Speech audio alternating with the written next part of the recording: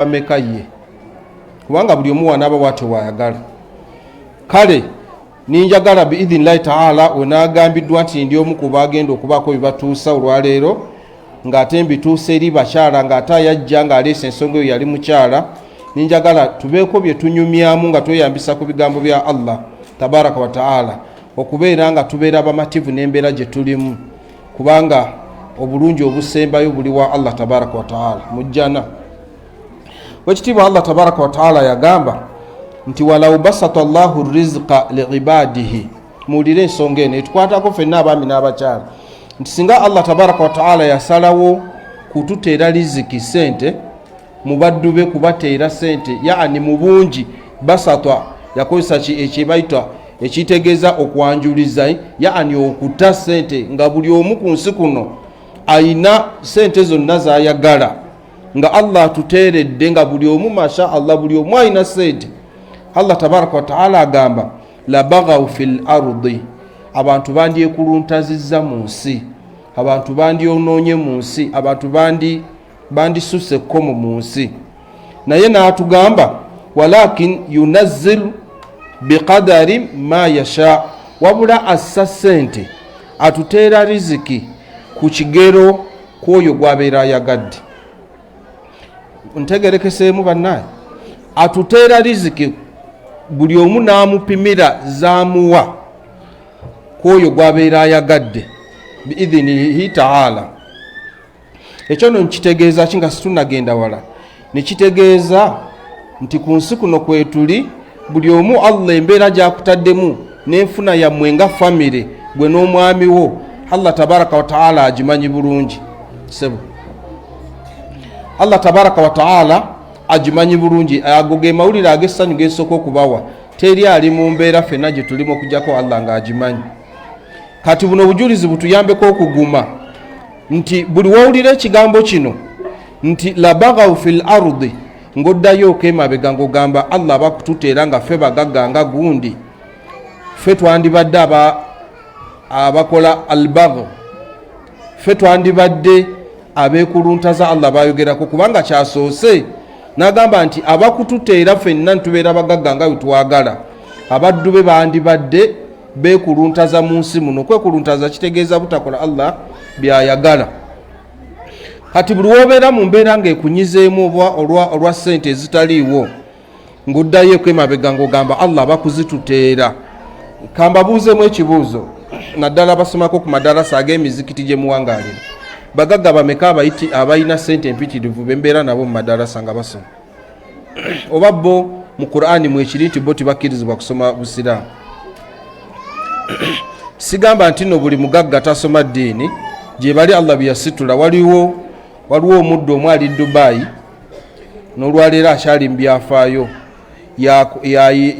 yalina kampuni, ye nannyini wa kampuni esinga okukola perfume omulungi e Dubai. Naye mu myaka 27 gy'amaze ng'asaala,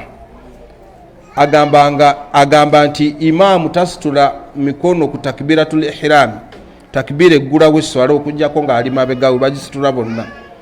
Naye mugagga naggagga oyo njagadde muleeta kubalaga nti sitegeeza nti buli mugagga abeera mu layini nkyamu. Ekyokubiri, tafuluma mu fajiri okutuusa nga enjuba evuddeyo n'asaala duha. Kati osanga amamotoka nga gapakinze ku masjidi ag'ebbeeyi nga bamulinze ba businessmen, kola naye business, bamuswama tanagenda mu office, baagala bakutulire wano, naye nga bamulinda buli lunaku, babeera nga bamulinze haja asooka kusaala, omuzikiti agufulumamu ssaawa 3. Oyo waali bwatyo. Naye wetukomawo kuffe ku kyetulabanga ekiyitirivu, ekigambo kino labaghaw fil ardi, nze nammwe oteekeddwa okukirowoozaako. Buli olanga olina ebikuttemu, n'owulira nga weegombye omugagga alina ssente empitirivu, ng'osiriikirira ogamba naye yasaalako ddi, oba Allah bakututeera ssente zino ffe bayogerako nti no twandibadde twekuluntaza, oba oliawo oli musaaze Allah kyakkuumidde ku kusaala eswala 5 nga ayisiza kubeera embeera gyakutaddemu. Tiwali kunze nammwe amanyi kikye wandibadde singa guusinga ssente mu bantu abali wano fenna. tugambye nti abagagga bangi tibasoma ddiini abalala n'okusala tibasala tibalina budde ate obalaba Allah akugerera n'akukyusaamu katono n'otandika okufunamu ku busente katono nnyo nda okulaba nga jama tezikyakwatako swala tolina budde oli mu kubala owulira oli mugezi nnyo n'olw'ensonga eyo Allah atugambye nti abakututeera obugagga nga bwe tubwagala twandyekuluntaziza ku nsi kuno naye agamba nti yunazzilu biqadarin ma yasha ate era kwoyo gwayagadde esente ez'ekigero buli omu n'obeera ng'ofunye Allah ye nga akuteeredde okusinziira ku kigendo okukuuma ng'oli kuki ng'oli ku mulamwa innahu biibadihi khabirun basir wekitiibwa Allah erife abaddu be afuna amawulire gonna atumanyiiko buli kimu ekitukwatako basirun era tulaba byonna bye tukola eyo suratu shura aya 27 ngiyiseemuuko wentyo nsaba mujjemu wajihuddilaala ensonga egamba nti embeera gy'olimu Allah akulaze nti akikola akigenderedde ogibeeremu nga woogirimu oba oliawo nga kyebayita husunu dhanni inda Allah okulooleza Allah obulungi ye challenge gye tusigaza tibulola nga toli mu mbeera nnungi kyolina okulooleza Allah obulungi kwe kugamba nti Allah abakunsitula mu ssente nandibadde ndi wano mu darasa eno abaffe nandibadde nsaala kasitootebenkera nakyo yalla nga ogamba nti alhamdulillahi alladhi bini'imatihi tatimmu salihati aya eyokubiri eri mu suratu az-zukhruf nga bwe tugambye aya ya 32 naye obanga otunudde mu aya eno mu sura eno mu Qur'an aya esooka eya 31 Allah yali atulaga ebigambo abayudaaya bye bayogera nga bategedde nti Muhammadin sallallahu alaihi wasallama Allah gwatumye nga nabbi gwalonze wadde baali basuubira mulala we bategera ensonga eyo ne bagamba nti kale singa Allah alonze afunye omu ku basajja ab'ebitiibwa ab'ebbeeyi abagagga min qaryatain nga amujja mu bibuga ebibiri wano yakozesa qaryatain naye nga baali bategeeza nga amujja mu Makka oba mu Madiina nabeera nga gwatumye nga nabbi singa Allah addidde omugagga muffe nvuuka alina ssente n'amujja either Makka oba Madiina n'amutuma nga nabbi ekigambo ekyo bwe bakyogera kati aya eno eya 32 mu suratu Zukhruf nga Allah yabaanukula nga ababuuza ekibuuzo era nga atuma nabbi we Muhammadin sallallahu alaihi wasallam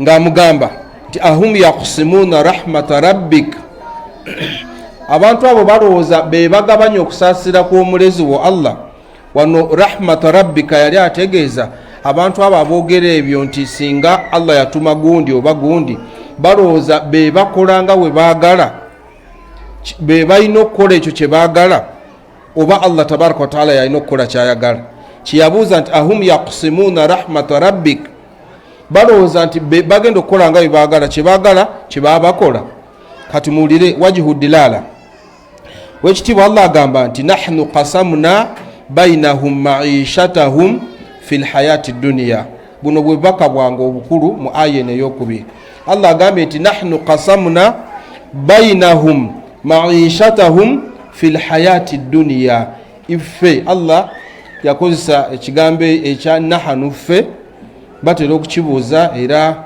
abamu ku batamanyi busiraamu naddala abakaafu abatera okukyalenjinga Qur'an bagamba mugamba Allah wammwe ali omu ate wano ngaagamba bwati ngaagamba nti ffe inna anzalnahu fi lailati lqadiri twagisa Qur'ani ffe lwaki ffe twakirabako oba baziba kitegeeza nti eyo yakozesa lafu nga yakitiibwa nga naawe wogenda n'okonkona ng'oli weka ani iffe n'ogamba ffe ng'ate oli weka woba osiibula ku bugenyi n'ogamba katuddeyo naye ng'oli omu lwaki ogamba katuddeyo kitegeeza nti muli bangi kale ffe bannannyini busiraamu ffe betubimanyi bali tibatukayanya naye njagadde nkireete kubanga era kirabikidde mu aya eno Allah agamba nahnu qasamna bainahum maishatahum fi lhayati duniya kino nga kitubuna ffenna Allah agamba nti twagabanya maishatahum bainahum maishatahum fil hayati dunya twagabanya wakati waabwe obuwangazi n'ebyenfuna byabwe bagenda okuwangala nabyo mu nsi.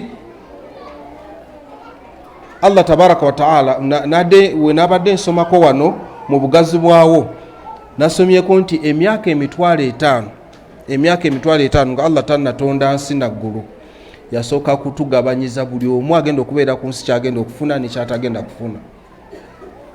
Kati wanakyogera nga already kati kitegeeze neyitibwa qada aga nti nahnu qasamna bainahum maishatahum fil hayati dunya twagabanya dda ebyenfuna by'abantu mu bulamu buno obwensi empangala yaffe n'ebyenfuna byaffe fil hayati dunya aga nti warafa'na ba'dahum fawqa ba'din darajat nitusitula abamu kummu abantu nga tubasukulumya ku bannaabwe mu madaala. Awo nanja nsaba mujjewo obubaka bannange obugamba nti automatically situyinza kubanga mu nsi muno twenkana leka kuba mimiro kwekyo Allah kyasitudde nakyo gundi. Lwaki?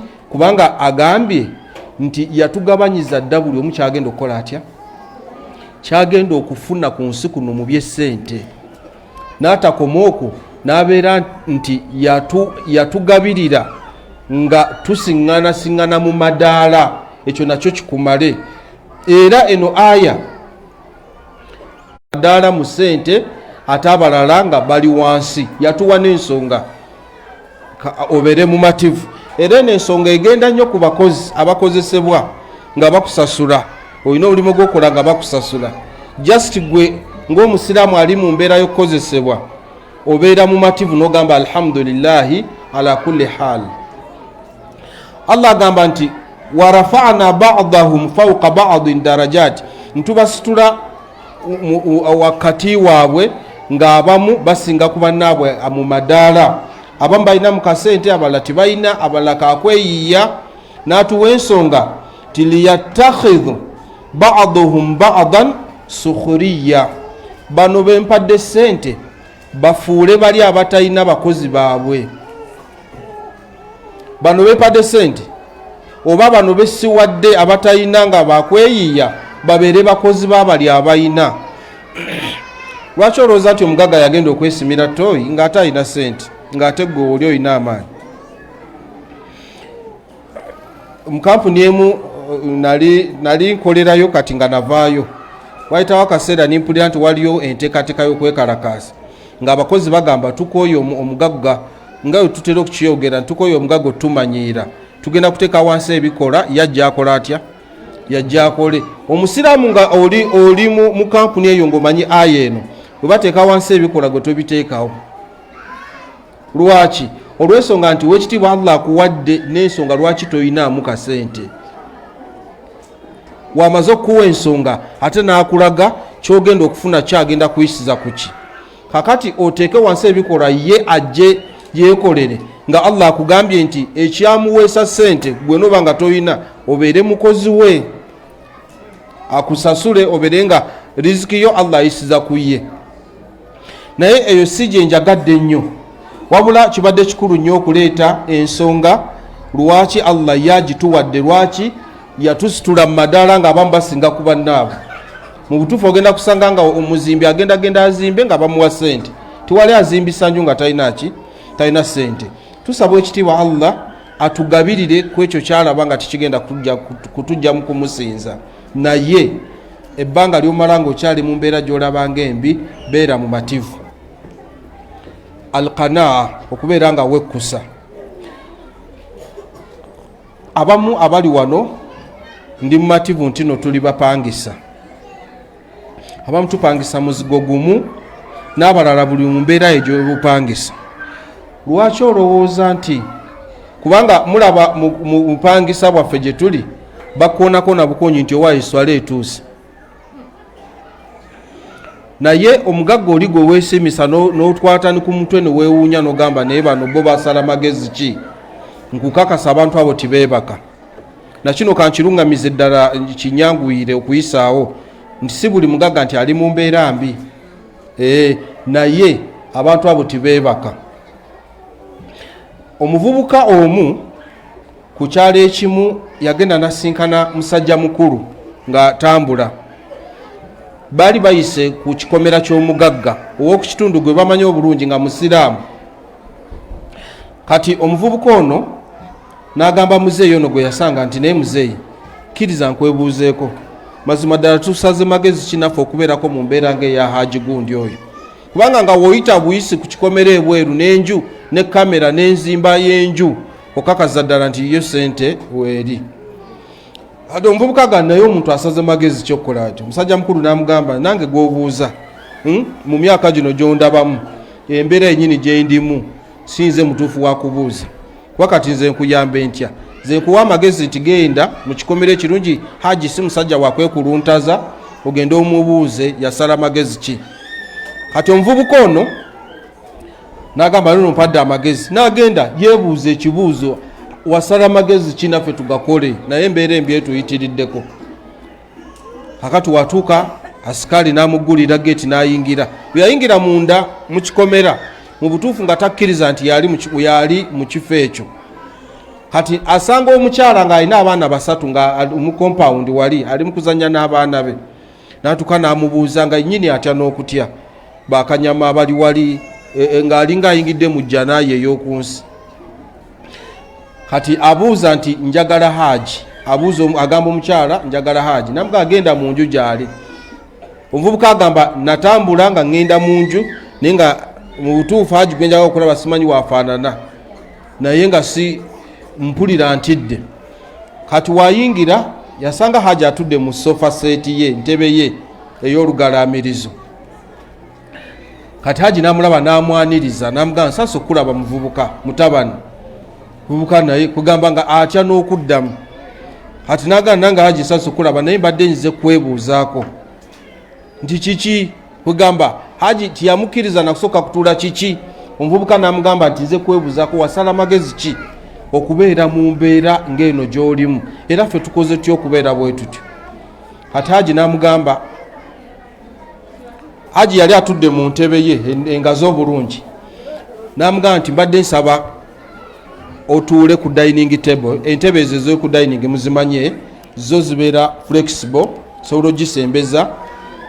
N'amugamba nsonyiwa obutakutuuza wano kubanga olw'okuba entebe zino nnene ono waatuula muno n'omulala ate atudde adda amuddiridde ate ali mweri naye nga ntebe yasinga olw'obunene bwazo, nti sigenda kusobola kukumatiza bulungi ng'otudde wano, nsaba fembi tutuule wano. N'amutuuza ku dining table, kitegeeza nti kati n'amusemberera nga wendi n'amiiri wano wendi. N'amugamba jangu nkwanukule. Haji n'asooka yeebaza omuvubuka n'amugamba nti abantu abasinga obungi babeereyo nga beebuuza bokka n'okunyiiga nga banyiiga, naye gwe muvubuka gwe kw'ovuddeyo n'ojja ombuuze, sirabangayo muntu mu nsi munambuuza kibuuzo nga ggwe, jangu nkunnyonnyole. Abakyala nga bafunyemu obuzibu kiki? Abakyala mugende nga musirise abafulumu, kikkirizibwa okufuluma nga tolina gwonyezeeko kigambo. Kati batudde, Haji naggagga atudde n'omuvubuka atandika okumunyumiza emboozi eno mugiwulire mu bufunzi. Haji atandika okunyumiza omuvubuka amugamba nti nalina mukyala wange era nkyamuyina. Mukyala wange Allah yamugezesa n'alwala obulwadde bwa kansa w'ebbeere. Omukyala oyo nali nakamuwasa ebbanga si ddene n'alwala kansa tiyafuna lubuto. Nitubeera mu ddwaliro ebbanga ddene. Omukyala kansa n'amusika mu mbeera y'okulaba nga agenda okusinkana Allah we. Omukyala yatandika ng'okaaba amaziga. Haji munaggagga anyumizaani omuvubuka. Kati omukyala wange yakaabanga nga we mubuuza kiki bulumi bukutta. Omukyala ng'agamba si bulumi, wabula buli wendowooza kaseera nga nfudde ng'owasa omukyala omulala mpulira ng'ekiro ekyo kinzita ge maziga gano. Haji agamba nali njagala mukyala wange nnyo, nembuuza omukyala nkole kiki kyosobola okukola mu nsi muno okukakasa nti niwe oba ofudde kisobola kuwasa. Omukyala n'amugamba anze singa onkolera ekintu eki nja kubeera mumativu. Kintu kinsonga ki? Nsaba okkiriza otwala ekikajjo kye ekyaggoowa mu basawo. Ekirungi tituli wano mu ddwaliro mu basawo abakugu, sente weeri abasawo bakulongoseeko goowawo oyo banamulongosa obulungi awulira kuba mumativu. Haji agamba anyumiza omulenzi agamba nti nali njagala mukyala wange nga saagala kuddamu kulaba yadde ettonde ly'ezziga weeriti. Nayitirawo baddokita abakugu sente weeri eddwaliro lye tulimu lya bbeeyi buli kikola weekiri ne banteerawo mu theatre ne bankekejjulako goowa wange. Goowa ono we babeera bamusazeeko nga ali mu operation eri prepared takosa muve ku bino ebyammwe bye mumugwira obugwizi olw'okuba oli yawasiza n'okekejjula nga woosanze abo babafa. Hakati Haji ne bamuggyako goowa ne bamujjanjaba ekiwundu n'awona. Omukyala ali ku kitanda wawona bulungi nnyo. Omukyala n'agamba nti mumativu era n'agamba nti niwenfiira wano kati ndi muki. Kati embeera yagenda ekyuka. Omukyala oyo kigambibwa nti yali mukyala musaddaasi. Manyumba kusa salama yatugamba nti dawu marudhakum biswadaka, mujjanjabe endwadde zammwe n'okusaddaka. Buli obeera nga olina obulwadde obukulemeddeko funa engeri gy'osaddakamu oba ssente oba kiki ku nniya eyo biidhinillah Allah ajja kukuwonya.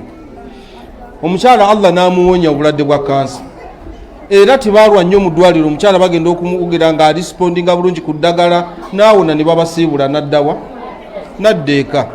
Katuwaddeko omwezi gumu emyezi ebiri kyala n'atandika okubanja Haji. Kati Haji mutuufu naawe olaba ndi muntu mutonde ng'era situnnaba kuzaala mwana nkoze ntya. Haji naga ate kiki nti ensonga kati ensonga z'obufumbo tukoze tutya. Ngamba ensonga ozimanyi nga bwe zaatambula kati nzagala nkole nti. Nagamba Haji nkusaba okkirize munono mulimu ebintu bibiri muwulirize bulungi. Okulaba enju n'olaba nga matiribo nange oyo omukyala yagenda ne munne n'akomawo nga ayagala kweyambulula bbaawe. Beera nga musiimu ku ekyo Allah kyakuwadde ng'oli awonywa. Omukyala agamba nti mbadde nsaba okkirize mu bitiibwa ngende nveewo wano. Mu butuufu ngende nfune ki? Nfune omusajja omuntu omulala. Mbalaba nga nawe ogamba nti no kakati mukati akola atya. Wali yakyogera era ono nakkiriza. Omukyala timuvunaana. Kati Haji n'atuuza omukyala we ku meeza n'amugamba mbadde nsaba kkiriza ekitiibwa kyange kyennyina saagala kulabika mu lwokano lwa kunoonya mukyala nti ate noonya mukyala kuwasa. Nsaba okkiriza obeere. Omukyala yeerema n'amugamba kale nsaba okkirize omu ku bavubuka be tukozesa ba houseboy okkirize mugende naye mu nsonga z'obufumbo mpola mpola mu ngeri y'ekyama ozaale abaana nga tukuume yaani ekitiibwa kyaffe. Omukyala nakkiriza era omulenzi n'agwa mu bintu awo ebya haramu n'azaala mu muka boosi naye boosi ayagala kukuuma kitiibwa. Ebyo byonna Haji atuzza omuvubuka amukola atya? Amunyumiza. Era namugamba era yoyo omukyala gw'oyiseeko awo n'abo abaana basatu boolabye baani. Kakati eno yeddiiru ngeri gy'ogambye osaze magezi ky'okubeera nga embeera gye ndimu ey'obugagga. Namugamba nti kisobokera ddala okusituka wano tugenda mu ddwaliro bakukekejjuleko goowawo oyo bamunteekeko eggwe osigale busigazi wano nze nzijjamu ngoye zange na byonna obikola otya. Omuvubuka olwo akomyewo anyumiza musajja mukulu amugamba nti okugamba okusalawo Haji kyaŋŋambye nti nzikirize oba ŋŋaane okubaako Haji kyemmunyega nakyogera ntuuse ku geeti okugulu nga kufulumye weekuti ningamba Haji nedda sijja kusobola. Lwaki? Nga ntya nti ayinza okulagira bakanyama ne bankwata ne bankolako emikolo awo nga sobola nakola ntya. Kati omuvubuka agamba musajja mukulu tuve ku bantu n'ebintu byabwe kaŋŋende ewange neeyebakire nga wendi ndya nnywa. Oyo omusajja mulooza ali bulungi gwe okusinziira ku kyolaba ni ssente. Omusajja atambula talinaako obwereere babusalako. Kati gweoyagala kunoba wabbaawo olw'okuba obwavu bubaluma olw'okuba weegombye oli bamukuwe. Nkimanyi mulimu abayinza ogaye bamumpenze kasitamba naliddeko byendiddeko naye obwavu buno. N'ebyokulabirako ebirala ab'ebitiibwa tusiime embeera Allah gy'atutaddemu. Ye Allah yamanyi yagitusiimira. Ngenda no kumaliriza ebigambo byange. Ngenda kubawo ekyokulabirako kya BMK. Allah amusaasire yafa. bannange omusajja oyo yafuna kansa w'omusaayi. Wafuna kansa w'omusaayi n'agenda nga ye kansa w'omusaayi n'engeri gy'agenda nga adevelopinga, buli musaayi we gutambula ebeera nga owoolaba dayinamu. Kati yatuuka ekiseera ne bamugamba nti naasigazizza emyezi 8 okuva ku nsi. Kitegeeza nti okugukyusa kwatuuka ne kuggwayo, kati ng'ogulimu gwasigazizza bagulaba nti gwe gunaagenda gutambula we guti gugenda kuggwamu amaanyi. Weekitiibwa Allah yalina okusalawo okusembayo ku ddi omuntu wagenda okufa, naye yatuwako irimu okulaga nti bwe kiba kibumba akawuka akakirya kagenda kirira ennaku 30 we kiggwawo owedde katugiyitamu. Nsabayo omuntu omu asobola okukuba ekifaananyi kino bana ekintu ekibayita okuggwamu essuubi, okubeera nga tolina ssuubi kigambo kinene. Omuntu bamukebera ne bamusanga alina siriimu, wokitegeera nti olina siriimu wiiki emu oba oweddewo, si lwakuba nti siriimu aluma oba nti ali mu kkuluma, wabula okubeera nti tolina ssuubi. Omusajja baamuwa emyezi 8